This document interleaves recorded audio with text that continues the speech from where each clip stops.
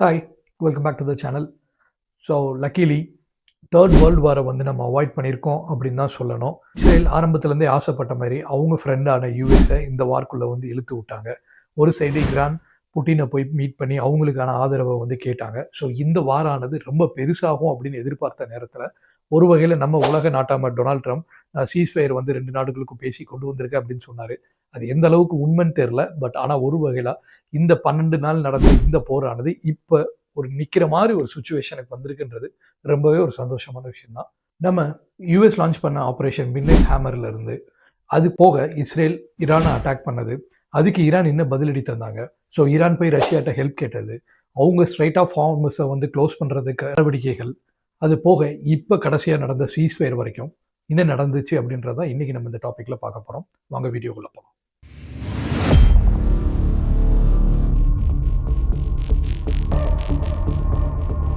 June 19 முன்னாள் அதிபர், அதாவது அமெரிக்க அதிபரான பில் கிளின்டன் வந்துட்டு ஒரு இன்டர்வியூ தராரு. அதாவது வந்துட்டு இஸ்ரேல் பிரைம் மினிஸ்டர் நெத்தன்யாஹூ வந்துட்டு இந்த போரை பல நாள் விருப்பப்பட்டுட்டு தான் இருக்காரு. ஸோ அமெரிக்கா இந்த போருக்குள்ள வந்துட்டு போயிடக்கூடாது அப்படின்னு பில் கிளின்டன் வந்து ஒரு இன்டர்வியூல சொல்றாரு. இன்ஃபேக்ட் அவர் பிரசிடென்டா இருக்கும்போது கூட நாங்கள் ஈரானோட பல பேச்சுவார்த்தைகள் நடத்தினோம், அதுல கொஞ்சம் சக்சஸும் இருந்தது. பட் நெத்தன்யாஹூ, அதாவது இஸ்ரேலியன் பிரைம் மினிஸ்டர் நெத்தன்யாஹூ வந்துட்டு எதுக்கு இந்த போரை விரும்புறாரு அப்படின்னா, அவர் வந்து ஆட்சியில் இருக்கணும் அப்படின்றதுக்காண்டி தான் இந்த ஒரு போரையே வந்து அவர் உருவாக்குறாரு. இதுல யூஎஸ் போகக்கூடாது அப்படின்னு சொல்லி ஜூன் 19 பில் கிளின்டன் வந்து ஒரு இன்டர்வியூ தராரு. பட் ஆனா அதுல இருந்து 2 நாள் கழிச்சு 22ஆம் தேதி நைட்டு 23ஆம் தேதி காலையில இந்த மாதிரி டைம்ல யூஎஸ் வந்து ஆபரேஷன் மிட்நைட் ஹேமர், அதாவது இஸ்ரேலுக்கு சப்போர்ட்டிவா வந்துட்டு அவங்க இந்த வார்க்குள்ள வராங்க. இந்த வார்க்குள்ள வர்றதுல ஒரு முக்கியமான விஷயமே என்ன அப்படின்னு பார்த்தா, இந்த வாருக்கு யூஎஸ் யூஸ் பண்ண வெப்பன்ஸா இருக்கட்டும், எக்யூப்மெண்ட்ஸா இருக்கட்டும், இருக்கிறதுலே one of the most advanced, அதுவும் இல்லாமல் ஹியூமன் கைண்ட்ல தயாரிச்ச one of the most sophisticated and costliest aircraft bomber தான் வந்துட்டு இந்த மிஷனுக்காண்டி யூஸ் பண்ணாங்க. ஸோ 22ஆம் தேதி நைட்டு 23ஆம் தேதி காலையில் ஆரம்பிச்ச இந்த ஆப்ரேஷன் மிட்நைட் ஹேமர் அப்படின்றதுல வந்துட்டு முக்கியமாக B2 ஏர்கிராஃப்ட் யூஸ் பண்ணாங்க. ஸோ B2வை பற்றி நம்ம கண்டிப்பாக சின்னதாக பேசி தான் ஆகணும். ஏன்னா B2 ஏர்கிராஃப்ட்ன்றது வந்து அவ்வளோ முக்கியமான விஷயம் இந்த இடத்துல. ஸோ மொத்தம் வந்துட்டு 7 B2 ஏர்கிராஃப்டை வந்துட்டு அவங்க மிசோரியிலேருந்து லான்ச் பண்ணுறாங்க. அதில் வந்து கொஞ்சம் வந்து டீகாய், அதாவது வந்துட்டு சும்மா திசை திருப்புறதுக்காண்டி யூஸ் பண்ணுறாங்க. கொஞ்சம் வந்துட்டு ஒரு சைடு ஃப்ளை ஆகுது. மிச்சம் இருக்கிற B2 bombers along with other fighter பிளைன்ஸோட வந்துட்டு ஈஸ்ட், அதாவது ஈரானை நோக்கி இந்த ஃப்ளைட்ஸ் எல்லாமே வந்துட்டு இருக்கு. இதுக்கு ஏன் ஸ்பெசிஃபிக்கலாக B2 யூஸ் பண்ணுறாங்க அப்படின்னு பார்த்தோம் அப்படின்னா வந்துட்டு B2 வந்து ரேடார்னால டிடெக்ட் பண்ண முடியாது. அதாவது இந்த B2 ஏர்கிராஃப்ட் வந்துட்டு ரேடாரோட ரேஸை வந்துட்டு டிஃப்ளெக்ட் பண்ணி அனுப்பும். அதோட டைனாமிக்ஸ், ஏவியேஷன் டைனாமிக்ஸும் சரி, எல்லாமே சரி, இதை வந்து ரேடார்னால டிடெக்ட் பண்ண முடியாது அப்படின்ற ஒரு காரணமும் போக, ஈரானோட நியூக்ளியர் ஃபெசிலிட்டிஸை வந்துட்டு அழிக்கிறதுக்கு இந்த பாம்பர் ஏர்கிராஃப்ட் தான் வந்து ரொம்பவே தேவைப்படுது. ஏன்னா அவ்வளோ பெரிய பாம்ப்ஸ் வந்து போட்டாதான், அதுவும் ஸ்பெசிஃபிக்கலி பங்கர் பஸ்டர்னு சொல்லக்கூடிய அந்த பாம்ஸை வந்துட்டு லான்ச் பண்ணணும். ஏன்னா அதுக்கு முன்னாடி இஸ்ரேல் லான்ச் பண்ண எந்த ஒரு மிசைல்ஸுமே ஈரானோட வந்து நியூக்ளியர் ஃபெசிலிட்டிஸை வந்து ஒன்றும் பண்ண முடியல. ஏன்னா மொத்தம் ஈரானோட 3 முக்கியமான நியூக்ளியர் ஃபெசிலிட்டிஸ், அதாவது எஸ்பாகன், நதான்ஸ், அது போக வந்துட்டு ஃபார்டோ. இது ஃபார்டோ தான் ரொம்பவே கிரிட்டிக்கலாக பார்க்கப்பட்டது. ஏன்னா இதுதான் ஃபைனல் ஸ்டேஜ். இந்த ஃபார்டோவில் தான் வந்துட்டு ஈரான் அவங்களோட நியூக்ளியர் கேப்பபிலிட்டி ஃபுல்லாக அட்டைன் பண்ணக்கூடிய ஒரு சைட். ஸோ என்னதான் இது வந்துட்டு 3 நியூக்ளியர் சைட்டுமே இருந்தாலும் ஃபார்டோ தான் ரொம்ப கிரிட்டிக்கலாக எப்பயுமே பார்க்கப்பட்டது. அதுவும் இல்லாமல் இந்த ஃபார்டோன்றது வந்துட்டு மலைக்கு அடியில், கிட்டத்தட்ட மலைக்கு அடியில் ஒரு 90 மீட்டரில் வச்சுருந்தாங்க. ஸோ நார்மல் மிசைல்ஸ்னால இந்த ஃபெசிலிட்டியை வந்து உடைக்கவே முடியலை. ஸோ அதனால தான் லாங் டைமாக வந்துட்டு இஸ்ரேல் வந்துட்டு அவங்க ஃப்ரெண்டான யூஎஸ் இதை எப்படியாவது இழுத்துடணும்னு பார்த்தாங்க. ஸோ அதேமாதிரி டொனால்ட் ட்ரம்ப்பும் வந்துட்டு ஆப்ரேஷன் மிட்நைட் ஹேமரை லான்ச் பண்ணார். நம்ம முன்கூட்டியே சொன்ன மாதிரி இந்த B2 ஈரானை நோக்கி வந்துட்டு இருந்தது. அதே டைமில் மிடில் ஈஸ்ட்ல இருந்து அமெரிக்கா போர்க்கப்பல்கள் எல்லாமே ரெடியாக இருந்தது. அங்கிருந்து அவங்க சப்மரீன்ல இருந்து கிட்டத்தட்ட 42 டொமஹாக் மிசைல்ஸை வந்து லான்ச் பண்ணுறாங்க ஈரானை நோக்கி, ஈரானோட நியூக்ளியர் ஃபெசிலிட்டிஸை நோக்கி. ஸோ இந்த B2 அப்படின்னு நம்ம சொன்னோம் இல்லையா, இந்த B2 பற்றி பார்க்கணும்னு நம்ம சொல்லியிருந்தோம் இல்லையா, அது ஏன் அப்படின்னா இந்த B2 பாம்பர்ஸ் அப்படின்றது வந்துட்டு மனிதன் படைச்ச டாப் 10 எக்ஸ்பென்சிவ் திங்ஸில் இதுவும் ஒன்று. ஏன்னா இந்த ஒரு ஏர்கிராஃப்ட் காஸ்ட் மட்டுமே கிட்டத்தட்ட 17,000 கோடி, 17,000 ப்ளஸ் கோடி.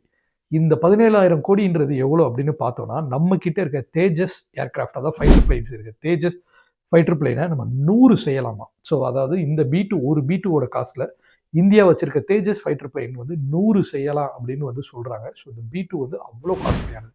அதுவும் இல்லாமல் இந்த பங்கர் பஸ்டர் பாம்ஸ் அப்படின்னு சொல்லக்கூடிய ஒரு பாம்புமே கிட்டத்தட்ட 13,000 கிலோக்கு மேல இருக்கக்கூடியது.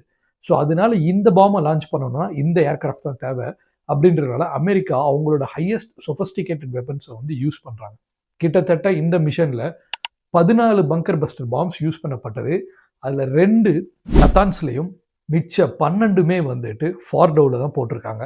அப்போ அதுலேருந்தே நம்ம தெரிஞ்சுக்கலாம் இந்த ஃபார்டோ வந்து எவ்வளோ கிரிட்டிக்கல் நியூக்ளியர் பிளான்ட், அதாவது ஈரானுக்கு வந்துட்டு இது எவ்வளோ முக்கியமான ஒரு நியூக்ளியர் பிளான்ட் அப்படின்றது வந்துட்டு நம்மளுக்கு இதுலேருந்தே தெரியுது. இதுக்கு மேலே இந்த B2 பாம்பர்ஸ் கொண்டு வந்த இந்த பங்கர் பஸ்டர் பாம்பில் என்ன ஸ்பெஷாலிட்டி அப்படின்னா, இந்த பாம் டபுள் டைம் வெடிக்கும். அதாவது போட்ட உடனே கீழே போய் தரையில் ஒரு தடவையும் அதுக்கு போக பெனிட்ரேட் பண்ணி மலைக்குள்ளே போய் இன்னொரு தடவை வெடிக்கும். ஸோ மலைக்குள்ள 90 மீட்டர் உள்ள இருக்கிற இந்த ஃபெசிலிட்டியை வெடிக்க வைக்கணும் அப்படின்னா அதுக்கு இந்த பாம் தான் தேவைப்பட்டது. அதனால தான் இவங்க இந்த பாம்பை வந்துட்டு அவங்களோட நியூக்ளியர் ஃபெசிலிட்டி மேலே லான்ச் பண்ணாங்க. ஸோ ஒரு சைடு இந்த மிஷன் ரொம்பவே சக்ஸஸ்ஃபுல். நாங்கள் வந்து ஈரானோட நியூக்ளியர் ஃபெசிலிட்டியவே வந்து டோட்டலாக நாங்கள் வந்து தகர்த்தி எரிஞ்சிட்டோம். இதுக்கு மேலே ஈரானால் வந்துட்டு ஒன்றுமே பண்ண முடியாது அப்படின்னு வழக்கம் போல நம்ம உலக நாட்டாம வந்து ட்ரூத் சோஷியலில் வந்து ட்வீட் எல்லாம் போட்டிருந்தாரு. பட் இதுக்கு அப்படியே டோட்டல் ஆப்போசிட்டாக சேட்டிலைட் இமேஜஸ் அந்த டைமில் என்ன காட்டுச்சு அப்படின்னா, ஈரான் நியூக்ளியர் ஃபெசிலிட்டி அதாவது ஃபார்டோவில் இருந்துட்டு நிறைய லாரிகள் வெளியில் போகிற மாதிரி காட்டுச்சு. ஸோ ஈரான் என்ன சொன்னாங்க, இந்த போர் வருதுன்றது எங்களுக்கு ரொம்பவே தெரியும். நீங்கள் எதிரி வந்து எங்களை அடிக்க போகிறாங்கன்றது எங்களுக்கு ரொம்பவே தெரியும். இது எல்லாமே எங்களுக்கு தெரிஞ்சது தான். ஸோ எதிரி இன்னைக்கு அடித்தது வந்து வெறும் நியூக்ளியர் ஃபெசிலிட்டியை மட்டும்தான். நாங்கள் இது எல்லாத்தையுமே முன்கூட்டியே நாங்கள் மூவ் பண்ணிட்டோம் அப்படின்னு சொன்னாங்க. ஸோ ஒரு சைடு வழக்கம் போல் ட்ரம்ப் வந்துட்டு நான் இதை பண்ணிட்டேன் அப்படின்னு பேசிட்டு இருக்காரு. ஆனால் இன்னொரு சைடு ஈரான் வந்துட்டு அதெல்லாம் ஒன்றுமே கிடையாது, நாங்கள் இது எல்லாத்தையுமே மூவ் பண்ணிட்டோம் அப்படின்னு சொல்கிறாங்க. பட் இதில் எந்த அளவுக்கு வந்துட்டு உண்மை அப்படின்றது வந்து தெரியல. ஏன்னா பாம் போடப்பட்டது உண்மை. அதுக்கடுத்து இருந்த சேட்டலைட் இமேஜஸ்லாம் வந்து காட்டுச்சு லிட்டரலி வந்து நியூக்ளியர் ஃபெசிலிட்டிஸ் வந்து இவங்க அட்டாக் பண்ணியிருக்காங்க அப்படின்றது. பட் ஒரு பாம் விழுந்து அந்த நியூக்ளியர் ஃபெசிலிட்டி வெடிச்சிருந்தா அங்கேருந்து ரேடியேஷன் லீக் ஆயிருக்கும். பட் அந்த மாதிரி எந்த ஒரு ரேடியேஷனுமே இல்லை அப்படின்றத இன்டர்நேஷனல் அட்டாமிக் எனர்ஜி ஏஜென்சி வந்து சொல்கிறாங்க. அப்போ ஒருவேளை ஈரான் சொன்ன மாதிரி அவங்க அந்த குண்டுகளை அங்கேருந்து வந்துட்டு இல்லை அந்த என்ரிச்ட் யுரேனியமை அங்கேருந்து வந்து நகர்த்திட்டாங்களா அப்படின்ற ஒரு கொஸ்டினை வந்து ரொம்பவே ரைஸ் பண்ணுது. ஸோ அப்போ வந்து யூஎஸ் எந்த அளவுக்கு இந்த மிஷனில் வந்து சக்ஸஸ்ஃபுல் ஆனாங்க அப்படின்றத வந்து ஒரு பெரிய கேள்விக்குறியாக வைக்குது.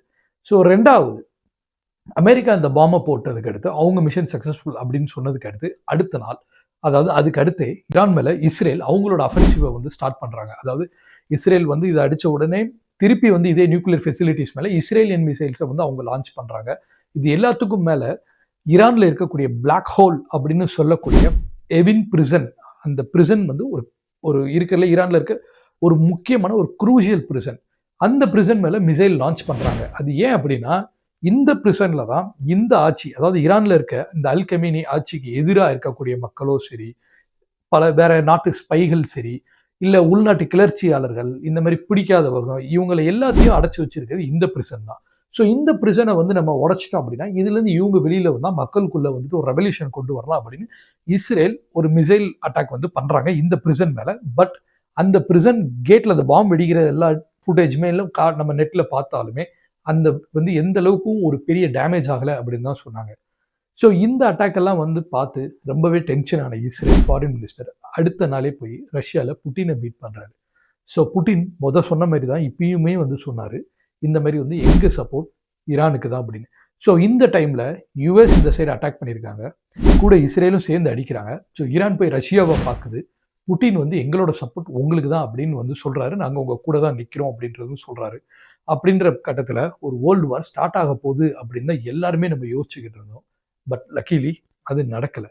ஸோ இந்த அட்டாக்குக்கெல்லாம் பதிலடியாக இஸ்ரேல் பார்லிமெண்ட்டில் ஸ்ட்ரைட் ஆஃப் ஹார்முஸை வந்து நம்ம க்ளோஸ் பண்ணலாம் அப்படின்னு சொல்லி ஒரு தீர்மானத்தை கொண்டு வந்து அது நிறைவேற்றுறாங்க. அது என்ன ஸ்ட்ரைட் ஆஃப் ஹார்முஸ் அப்படின்னு பார்த்தோம்னா இது ரொம்பவே முக்கியமான விஷயம்.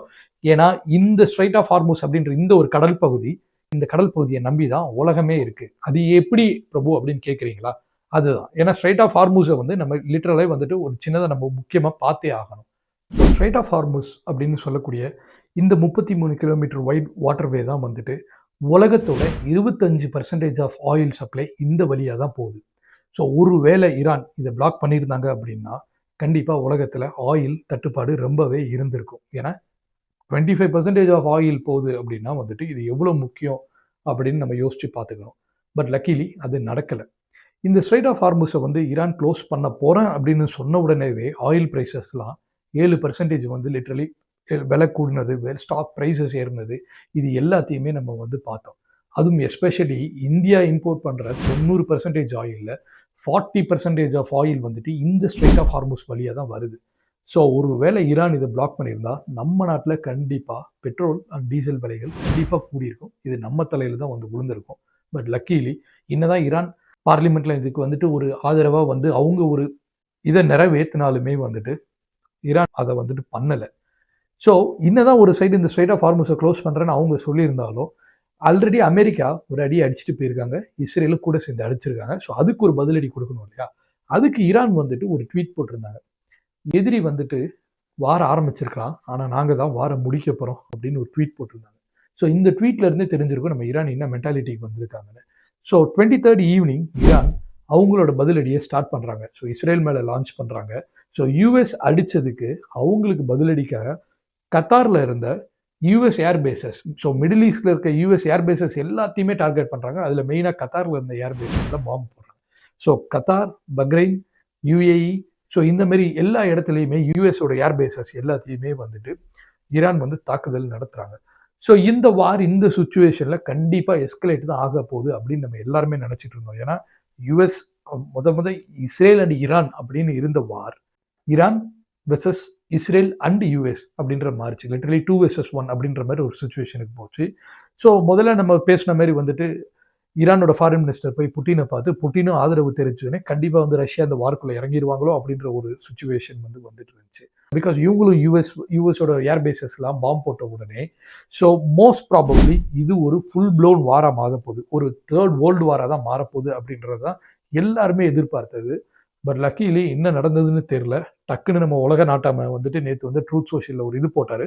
2 நாடுகளுக்கு நடுவே நான் பேசி நான் வந்து ஒரு சீஸ்ஃபயர் பண்ணிட்டேன். இந்த சீஸ்ஃபயர் வந்து இன்னும் ஒரு 6 மணி நேரத்துலேருந்து 12 மணி நேரங்களுக்குள்ள கடைபிடிக்கப்பட்டுரும். ஸோ இனிமேல் வந்து இந்த போர் எதுவுமே கிடையாது அப்படின்னு வந்து சொல்லியிருந்தாரு. பட் ஆனால் திருப்பி அவரே வந்துட்டு ஒரு ட்வீட்டை போட்டாரு வந்துட்டு 2 பேருமே சீஸ்ஃபயரை வயலேட் பண்ணிட்டாங்க, அவங்க என்ன பண்ணிக்கிறாங்கன்றதே அவங்களுக்கு தெரியல அப்படின்ற மாதிரி சொல்லியிருந்தாரு. ஸோ ஒரு சைடு ஈரான், இன்னொரு சைடு இஸ்ரேல் மாற்றி சொல்லிட்டு தான் இருக்காங்க 2 பேர் நீங்கள் வந்து சீஸ்ஃபயரை வயலேட் பண்ணிட்டீங்க அப்படின்னு. அதுக்கடுத்தும் ஒரு சில தாக்குதல்கள் இருந்ததா சொல்லப்படுது. பட் இந்த சீஸ்ஃபயர்ன்றது ரொம்பவே ஃப்ரெஜைலாக இருக்குது. லிட்டரலி ஒரு பேப்பர் மாதிரி இருக்குது, என்னைக்கு பிச்சுட்டு போகும்னு தெரில. பட் இப்போதைக்கு இந்த மொமெண்ட்ல உலகம் ஒரு சேஃபான பிளேஸாக ஓரளவுக்கு மாறி இருக்கு அப்படின்னு தான் சொல்லணும். இவங்க இதே மாதிரி அமைதி காத்தாங்க அப்படின்னா மிடில் ஈஸ்ட்டுக்கு மட்டும் இல்லை உலகத்துக்குமே நல்லது, காமன் பீப்புள் நம்மளுக்கு நல்லது. பிகாஸ் ஏன்னா ஒரு போர் நடந்தால் அதில் சிவிலியன்ஸ் ஆகிற நம்ம தான் வந்து பாதிக்கப்பட போகிறோம் எல்லாத்த விட. ஸோ அப்படின்ற பட்சத்தில் வந்துட்டு இந்த சீஸ்ஃபயர் ரொம்பவே வந்து வரவேற்கத்தக்கது. So once again world is a better place to live அப்படின்ற மாதிரி மாறி இருக்கு. ஸோ இந்த வாரம் ஒரு முடிவுக்கு வந்திருக்கலாம். பட் ஆனால் ஈரானுக்காக இந்த வார், அதாவது இந்த 12 நாள் வாரில் ஒரு முக்கியமான முடிவுகள் அவரை மீறி எந்த ஒரு முடிவுமே எடுக்க முடியாது. ஸோ அப்படிப்பட்ட மிலிட்ரி ஆக்ஷன்ஸ், ஐ மீன் லைக் மிலிட்ரி டெசிஷன்ஸ், அப்படி டெசிஷன்ஸ் மேக் பண்ணுற இடத்துல ஒரு இந்திய வம்சவெளி ஆள் ஒருத்தர் இருந்திருக்காரு அப்படின்னு சொன்னால் நம்மள எத்தனை பேருக்கு தெரியும். ஸோ ரொம்பவே ஆர்வமாக இருக்குல்ல, அது யாருன்னு பார்த்துக்க. ஸோ நெக்ஸ்ட் வீடியோவில் அது யாருன்றதை நம்ம பார்க்கலாம். ஸோ டில் தென் கீப் வாட்சிங், கீப் சப்போர்ட்டிங் எஸ். ஸோ மறக்காமல் சப்ஸ்கிரைப் பண்ணிவிடுங்க. நீங்கள் சப்ஸ்கிரைப் பண்ணால் மட்டும்தான் நம்ம வீடியோஸ் உங்களுக்கு வந்து சேரும். உங்கள் ஃப்ரெண்ட்ஸ் அண்ட் ஃபேமிலிஸ் கிட்ட சொல்லுங்கள். People for always. Take care. Bye.